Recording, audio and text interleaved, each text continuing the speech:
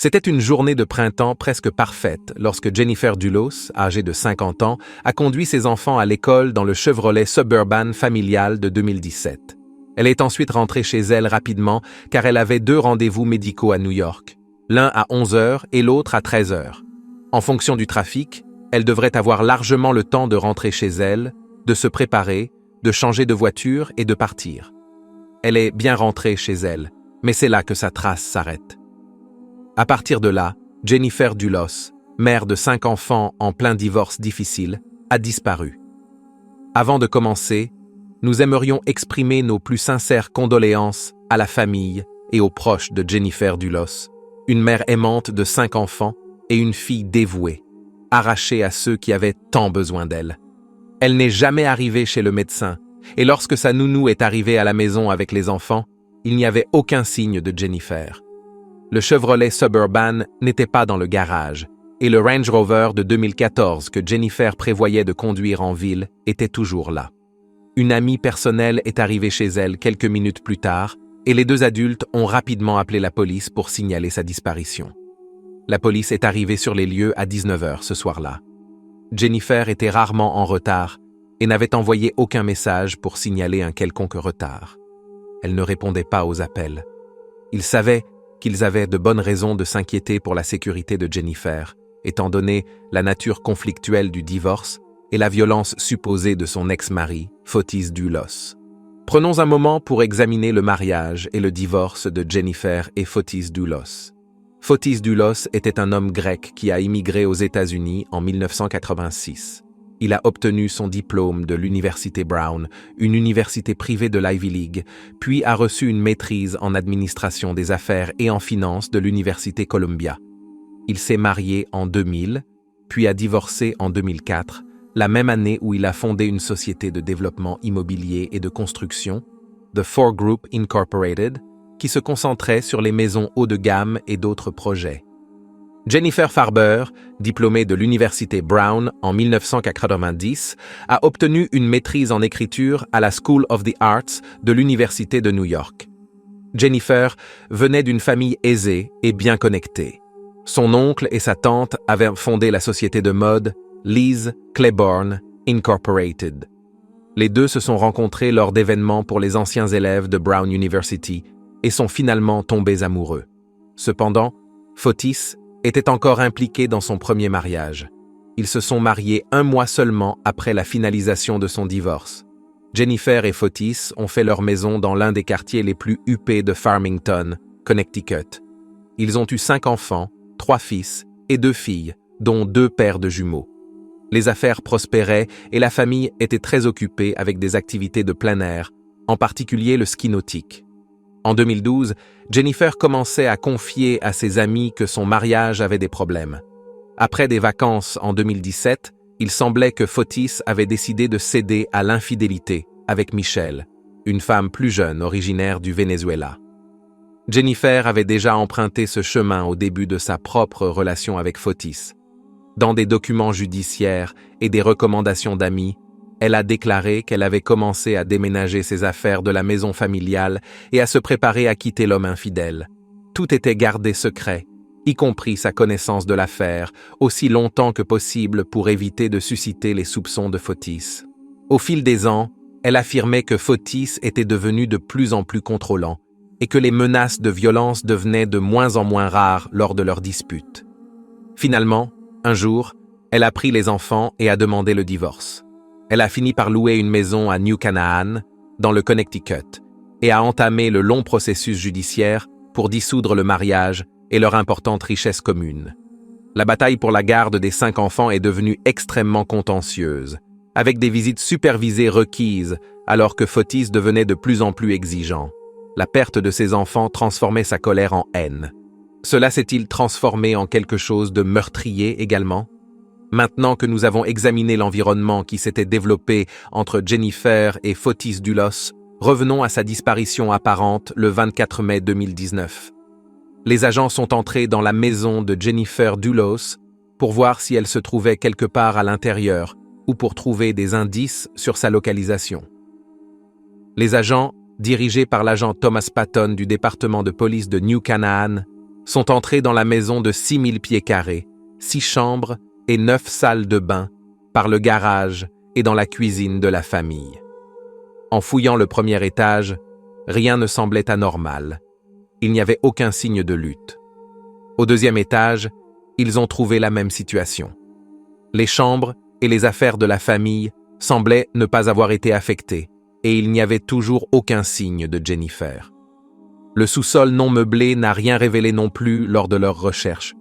De retour à la cuisine, les agents ont remarqué un grand sac à main sur le sol entre la porte du garage et le comptoir de la cuisine, comme s'il avait été laissé tomber en entrant. À l'intérieur, il y avait des papiers et une des vestes de Jennifer. Peut-être l'avait-elle apporté en rentrant pour changer de véhicule avant de partir pour New York et ses rendez-vous. Mais elle n'avait pas changé de voiture. Le Range Rover était toujours dans le garage et le Suburban était toujours absent. Les agents sont retournés au garage et ont regardé de plus près en photographiant ce qui pourrait être des preuves potentielles, tandis que d'autres agents dans la région cherchaient le Suburban disparu dans l'espoir de retrouver Jennifer. À ce stade, ils poursuivent cette affaire comme une disparition, mais leurs questions concernant le sang trouvé sur le Range Rover deviendraient finalement très importantes. Des équipes médico-légales ont prélevé des échantillons du sang trouvé sur le véhicule et ont également découvert de petites traces de sang sur le robinet de la cuisine. Au cours des heures suivantes, les membres de l'équipe médico-légale ont identifié de nombreux minuscules éclats et éclaboussures de sang. Des traces ont été trouvées sur le capot, le pare-choc, le pneu et l'aile arrière du Range Rover. D'autres éclats de sang ont été découverts sur la porte menant du garage au mudroom, sur la poignée intérieure et la plaque de la porte. Dans la cuisine, au-delà des éclats trouvés sur le robinet, il y en avait d'autres à l'intérieur de la porte de l'armoire sous l'évier. D'autres minuscules éclats de sang ont été trouvés sur la porte du garage et à l'intérieur du mur et du garage. Tous ces échantillons ont été envoyés pour des tests ADN. Si ces échantillons s'avéraient humains et correspondaient à Jennifer, les petites quantités trouvées et la nature par ailleurs impeccable de la zone indiqueraient que quelqu'un aurait peut-être nettoyé une scène de crime de manière approfondie, mais pas complètement. Une heure après que la police ait commencé à enquêter sur le sang trouvé sur le Range Rover, le Suburban de Jennifer a été retrouvé abandonné à Waveney Park, à environ 3 miles et demi de là, sans aucun signe de Jennifer. Il y avait une réelle possibilité que quelque chose de très grave soit arrivé à la femme de 50 ans. Il ne fallut pas longtemps avant que les détectives ne tournent leur attention vers l'ex-mari de Jennifer, Fotis, qui vivait à environ 1h30 de là, à Farmington, Connecticut. Fotis fut invité à se rendre au poste de police et s'y présenta le 25 mai 2019 à 14h47, où il fut accueilli par l'officier Patton du département de police de New Canaan et le détective de la police d'État du Connecticut, Christopher Allegro. Selon les hommes, Fotis demanda s'il y avait des informations sur la disparition de Jennifer et on lui répondit qu'il cherchait de l'aide dans l'enquête. Initialement, Fotis semblait disposé à aider, mais son avocat mit rapidement fin à toute possibilité d'entrevue avec lui. Lorsqu'on lui demanda de voir son téléphone, Fotis accepta d'abord, mais ensuite, sur les conseils de son avocat, ce dernier le récupéra et exigea que les enquêteurs obtiennent un mandat avant de le saisir ou de l'examiner. Les enquêteurs durent attendre jusqu'à environ 20h50 ce soir-là avant que le mandat ne soit accordé. Ils récupérèrent alors le téléphone de Fotis ainsi qu'un second téléphone qu'il possédait. Ce que les enquêteurs apprirent du téléphone de Fotis commença à peindre le tableau d'un crime horrible. Les enquêteurs découvrirent que le jour de la disparition de Jennifer, le téléphone de Fotis avait été localisé à différents endroits, se rendant et revenant d'un chantier plus tôt dans la journée, puis passant la majeure partie de la journée chez lui, à Jefferson Cross, à Farmington, Connecticut, à 1h30 de l'endroit où Jennifer avait été vue pour la dernière fois. Cette information seule aurait pu l'innocenter quant à son implication dans la disparition. Sauf que le téléphone montra ensuite qu'il s'était déplacé ce soir-là et avait voyagé à Hartford, Connecticut, à environ 15 minutes de chez lui. Encore une fois, rien de particulièrement inhabituel à cela. sauf que les relevés des tours cellulaires semblaient indiquer qu'il s'était arrêté à environ 30 emplacements ou plus dans une ville, selon un schéma apparemment aléatoire. Cela était suffisamment suspect, étant donné sa relation avec Jennifer, pour que les enquêteurs commencent à passer la zone au peigne fin et à obtenir des images de caméras de surveillance des lieux et des heures correspondant à ses arrêts, d'après l'historique de son téléphone. Les images montraient Foetus et Michel Traconis se promenant en ville, s'arrêtant et déposant des sacs poubelles ici et là. De nombreux sacs poubelles. Il semblait qu'il faisait tout son possible pour choisir des endroits à fort trafic pour déposer les sacs. Dans un cas, on peut voir Foetus dans une vidéo appuyant ce qui s'avérera être un tapis de coffre WeatherTech dimensionné pour un Chevy Suburban contre un bâtiment, tandis que Traconis se penchait à la porte du camion et glissait quelque chose de blanc et rectangulaire à travers la grille d'un égout pluvial sur le trottoir. La police et les enquêteurs ont afflué à Hartford et, avec l'aide de la police locale, ils ont pu récupérer le contenu des poubelles et repêcher ce qui avait été jeté dans l'égout pluvial. Ce qu'ils ont trouvé sous la grille était une vieille enveloppe de courrier FedEx contenant 2 anciennes plaques d'immatriculation périmées dont les numéros avaient été modifiés. Ces 2 plaques d'immatriculation avaient autrefois été enregistrées au nom de Foetus Dulos. Des sacs poubelles ont été récupérés dans toute la région, et ce que les enquêteurs y ont trouvé était une preuve horrifique. Des chiffons ensanglantés, des articles de nettoyage, des attaches de serrage, et enfin des morceaux de vêtements de femmes ensanglantés, déchirés et coupés. Dans au moins un sac, des gants en caoutchouc ensanglantés à l'extérieur ont été trouvés, avec toutes les chances que l'ADN de quelqu'un soit à l'intérieur. Tout a été envoyé pour des tests au laboratoire de la police de l'État. Les résultats ont confirmé que le sang appartenait à Jennifer Dulos.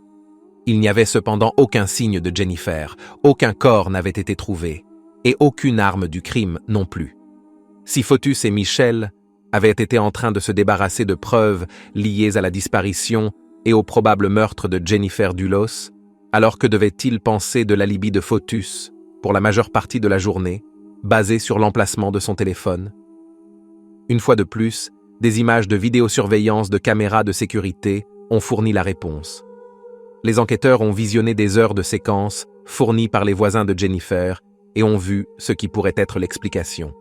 Les vidéos montraient qu'autour de 8h05 du matin, on pouvait voir Jennifer conduire son Suburban dans l'allée de sa maison, revenant de déposer les enfants à l'école.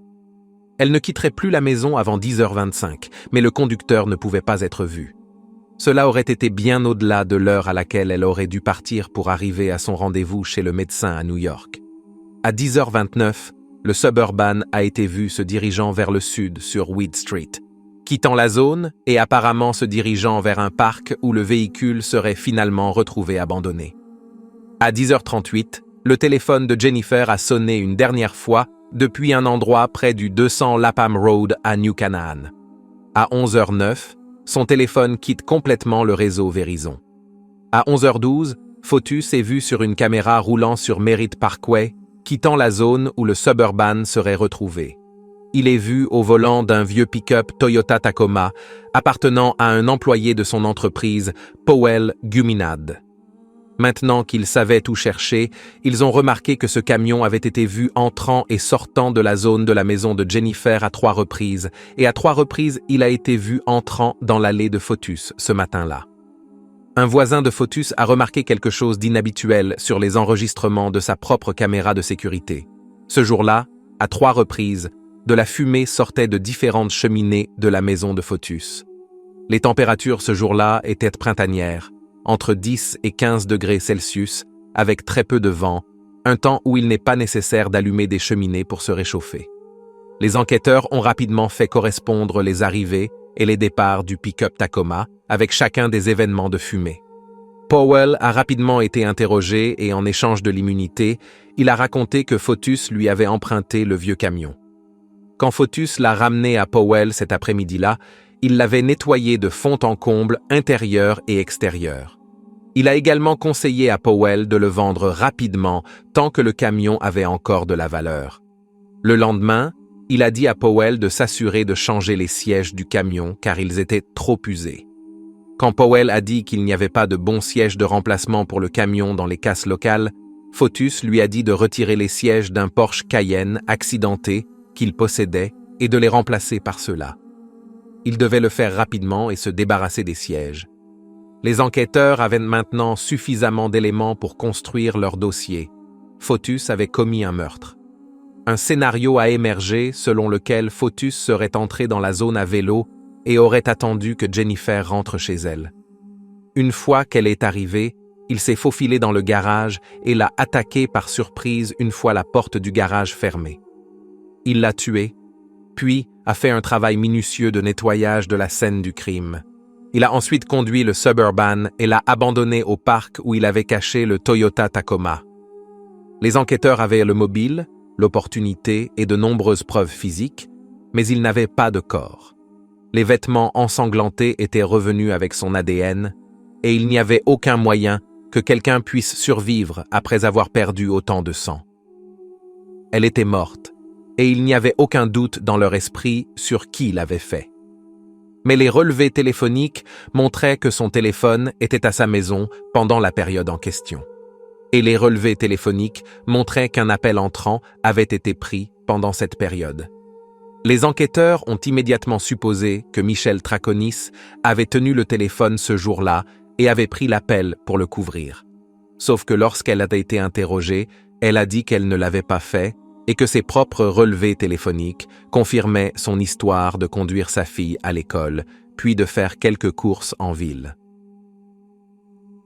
Le 1er juin 2019, Fotus Dulos et Michelle Traconis ont été arrêtés et accusés de falsification de preuves physiques en lien avec l'affaire.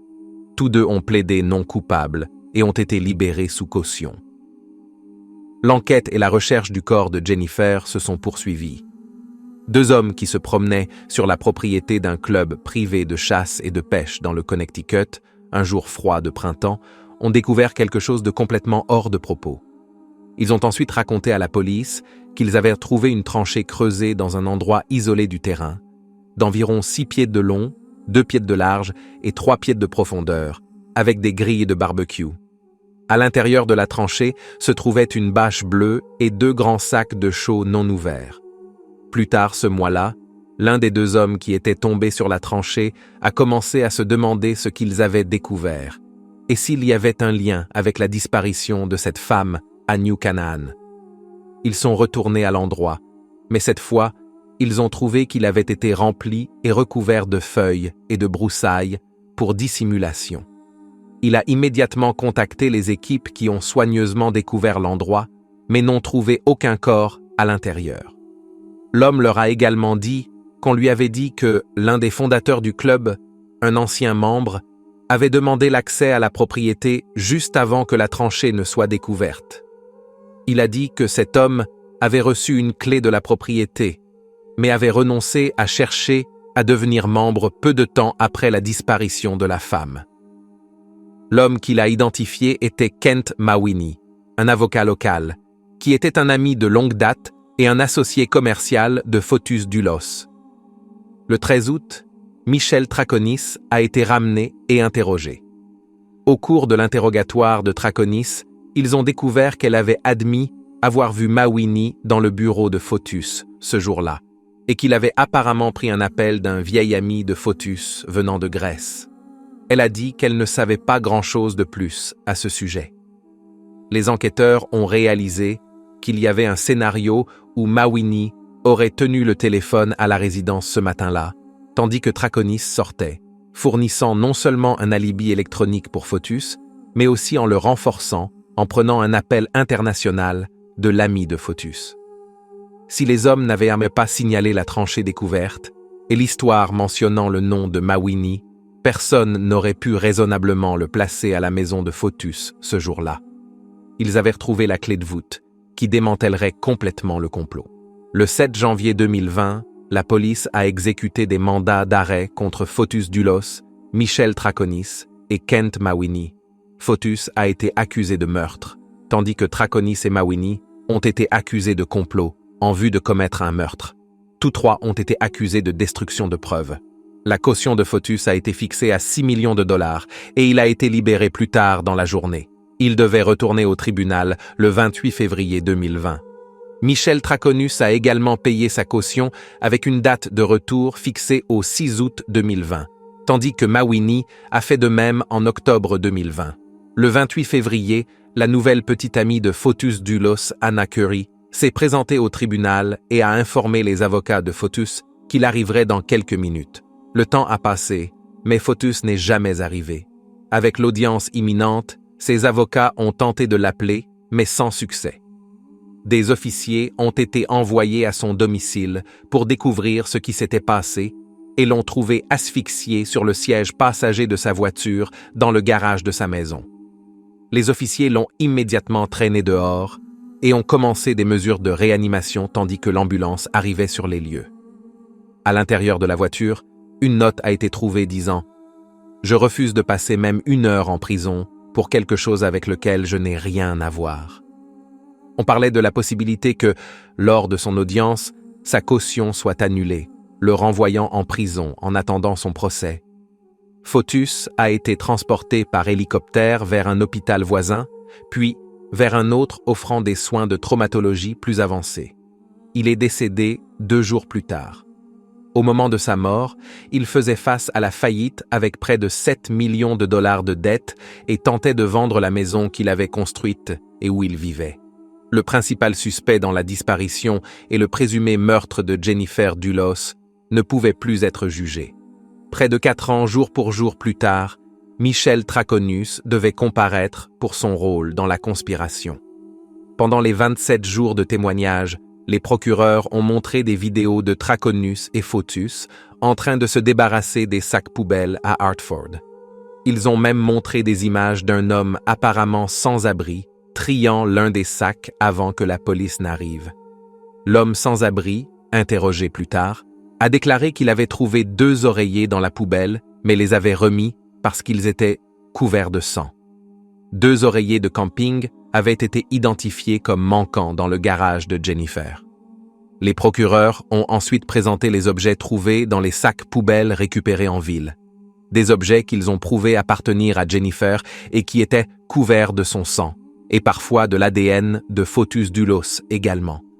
En effet, comme Fotus ne pouvait pas être jugé, les procureurs devaient prouver que Jennifer avait été assassinée, que Fotus l'avait tuée et que Traconus avait conspiré avec lui pour planifier et dissimuler le meurtre.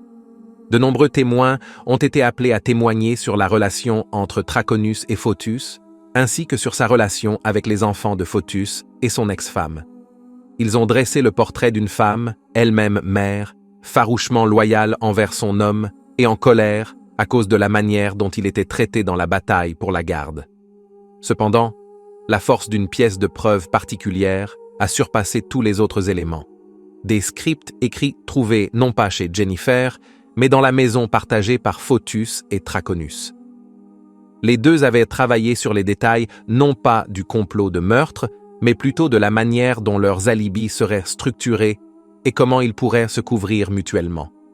Si l'un devait être quelque part à un moment précis, l'autre pourrait le vérifier, et lors des premiers interrogatoires, ils ont suivi ces scripts presque mot pour mot. À la fin, après les plaidoiries finales et après que Michel Traconus a refusé de témoigner en sa propre défense, le jury est revenu de ses délibérations le vendredi 1er mars 2024 et a rendu un verdict de culpabilité sur tous les chefs d'accusation. La condamnation suivra plus tard, tout comme le procès de Kent Mawini. Il est réconfortant de savoir que le meurtre de Jennifer Dulos a été résolu. Ses 5 enfants vivent maintenant avec leur grand-mère et porteront un fardeau lourd qu'ils n'ont jamais demandé pour le reste de leur vie.